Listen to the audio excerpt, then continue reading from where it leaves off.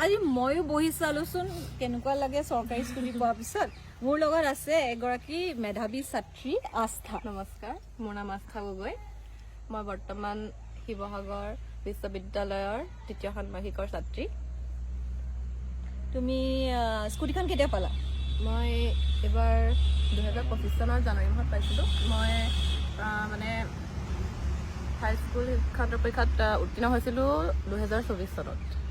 এইবাৰ পালা? এইবাৰ পাইছোঁ। আৰু স্কুটিখন পোৱাৰ কাৰণে তোমাৰ অনুভৱটো কেনেকুৱা? সুবিধা হৈছে, দিগদাৰী হৈছে নে কেনেকুৱা লাগিছে? অনুভৱটো খুবেই বেছি ভাল।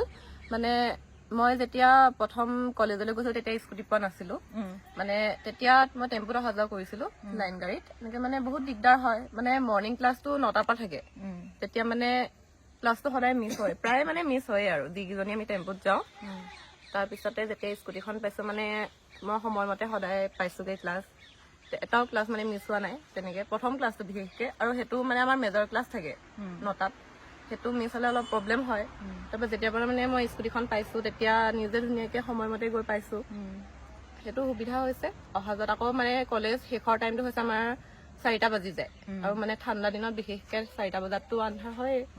অহা যোৱা কৰিবলৈ মানে বিশেষকৈ ঘৰলৈ আহিবলৈ মানে এতিয়া টেম্পু যেতিয়া নাপাওঁ মানে বহুত দিগদাৰ হয়। তাৰপৰা নহ'লে ঘৰলৈ ফোন কৰিব লাগে বা মানে সেইটো অহাটো মানে খুব বেছি অকণমান মানে অসুবিধা হৈছিলে। তাৰপৰা যেতিয়া মই স্কুটিখন পাইছোঁ তেতিয়া নিজে সময়মতে মানে অহা যোৱাটো মানে সেইটো ভাল হৈছে আৰু সেইটো কাৰণে বহুত বেছি ভাল হৈছে। মোৰ লগৰো বহুতে পাইছে, তেহেঁতৰো তেনেকৈ সুবিধা হৈছে অহা যোৱাত। বহুত দূৰৰ মানে ল'ৰা ছোৱালী থাকে, মানে ভিতৰুৱা গাঁৱৰখিনিৰ কাৰণে বেছি সুবিধা হৈছে। কাৰণ তেহেঁতি লাইন গাড়ীলৈ আহিবলৈ হ'লে মেইন ৰাস্তালৈ বহুত খোজকাঢ়িটো আহিব লাগে। মানে স্কুটিখন হ'লত তেহেঁতি নিজেই ঘৰৰ পৰা সময়মতে ধুনীয়াকৈ ওলাই মেলি আহিব পাৰিছে। সেইটো কাৰণে বহুত ভাল হৈছে। সেইটো মানে মুখ্যমন্ত্ৰী ডাঙৰীয়ালৈ সেইটো এটা বহুত বেছি ধন্যবাদ। তেওঁ মানে বহুত ধুনীয়া এইটো সুবিধা কৰি দিছে আমাক, মানে ভাল লাগিছে। Thank you. একদম ধুনীয়া কথা এটা ক'লা। আমি ৰিয়েলাইজে নকৰোঁ কি একচুৱেলি তুমি একদম প্ৰেক্টিকেল কথা এটা ক'লা। একদম ভিতৰৰ গাঁৱত থাকিলে সেইখিনিতো খোজকাঢ়ি আহিব লাগে, তাৰপিছতে লাইন গাড়ী পায়। সেইটো আমি ৰিয়েলাইজে নকৰোঁ।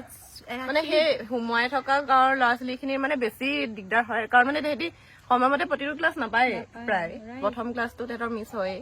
বাকী তোমাৰ ফিউচাৰৰ কাৰণে শুভেচ্ছা থাকিল। Thank you. আৰু ভাল কৰা, আৰু মাজে মাজে মোকো স্কুটিত ফুৰাই নিবা। নিশ্চয় আহিব আপুনি। মই এইখিনিয়ে কৈ সকলোকে ধন্যবাদ জনালোঁ।